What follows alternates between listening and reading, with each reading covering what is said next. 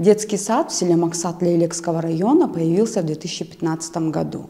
В селе построили новую школу, а здание старой по просьбе жителей отдали для дошколят. Во время конфликта 2021 года здание полностью сгорело. Вместо него построили новое, но оно пострадало во время следующего конфликта.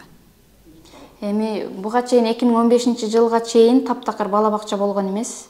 Анан мектеп болгон, ошол эски биздин бала бакчабыздын зданиясы мектеп болуп, анан мектеп дагы башталгыч класстар эле мектеп болгон да. 11-класска чейин болгон эмес. Анан кандайдыр бир долбоорлор, демилгелер менен 2 кабаттуу мектеп түшүп калат дагы бизге. Анан баягы мектептин эски зданиясы бошоп калып, анан элдердин суроо талабы менен бала бакча ачуу эмеси күчөйүп да, мындай суроо талабы күчөп, анан айыл өкмөтү колдоого алып, ошол ЮНИСЕФ менен биргеликте иштешип, ошол бала бакчаны бизге уюштуруп ачып берген да.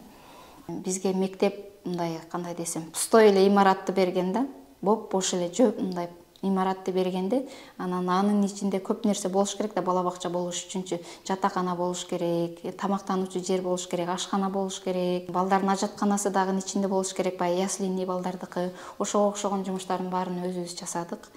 Колдон келишинче аракет кылып, айыл өкмөтү менен биргеликте, донорлор менен биргеликте иштешип атып, анан ушул 5 жыл дегенде бутуна тургузганбыз да бала бакчаны.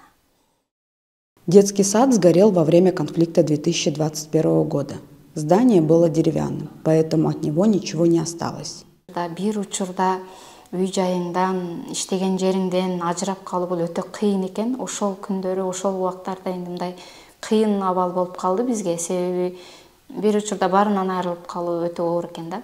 Талкаланып күйүп бардыгы жок болгондон кийин Дордой ассоциациясынын президенти Аскар Салымбек Куматкаловичтин өзүнүн демилгеси менен бүгүнкүдөй 2 кабаттуу сонун заманбап имаратты куруп, бизди ушул сүйүндүрүп отурат. Эми эле кирип 15 күн иштегенибизде кайра койгулаң болуп, кайра бул бала бакча жабыркап атпайбы? Бул жерде кайра оңдоо иштерин Меоком компаниясы аткарып берди. Детский сад возобновил работу. Однако не все родители спешат отдавать туда детей. Они боятся повторения конфликта. Азыр бул жакта 100 орундуу бала бакча, бул азыркы жаңы бала бакчабыз. Учурда азыр бизде 70 бала бар. Азыраак болгонун себеби бизде баягы 22-жылы коңгулаңдан кийин элдер башка мына ички миграция күчөп кетти. Ошко, Баткенге, Жалал Абадка, Бишкекке мындай көчүп кетип атып, анан азыр данный моментте дагы кайра кайтып келип атат, себеби балдарды окутуш керек, башка кылыш керек да. Анан бирок кайтып келип аткандардын саны аз. Ошон үчүн балдар мындай кандай десем, аз келип атат. Анан бул бир. Экинчи тарабы бул чек ара маселесинен коркуп турушат. Дагы бирдеке болуп кетсе, мен баламды бала бакчадан кантип алам деген менде ата-энелерде ой болуп атат да. Во время прошлых конфликтов родители успели забрать детей, но еще раз пережить такое не хотят. 21-жылы бала бакчада болгон учурубузда кабар келип калган. Себеби саат 4:30-5 болуп калган учур эле. Балдар эми эле ойгонуп, полденникке түштөн кийинки тамакка даярданып жаткан учур эле кабар келип калды. Анан биз өтө тездик менен аракет кылдык дагы, балдарды таратып жетишип калдык да. Анан уже ошондо балдар ата-энелердин колунда болгон.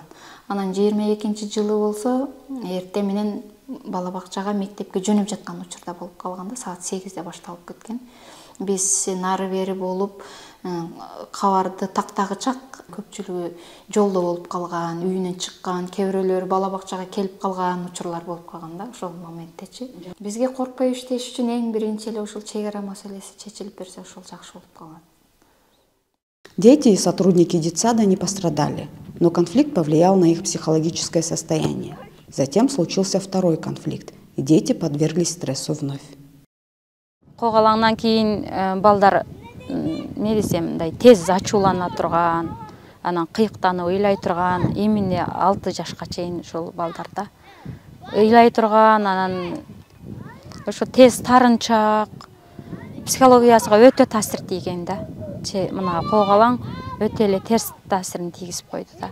Алар эмес, чоңдор дагы эле ошондой болуп калдык. Бул жерде жашоо кандай болот, эми келечегибиз кандай болот деген эле ой болуп калды да.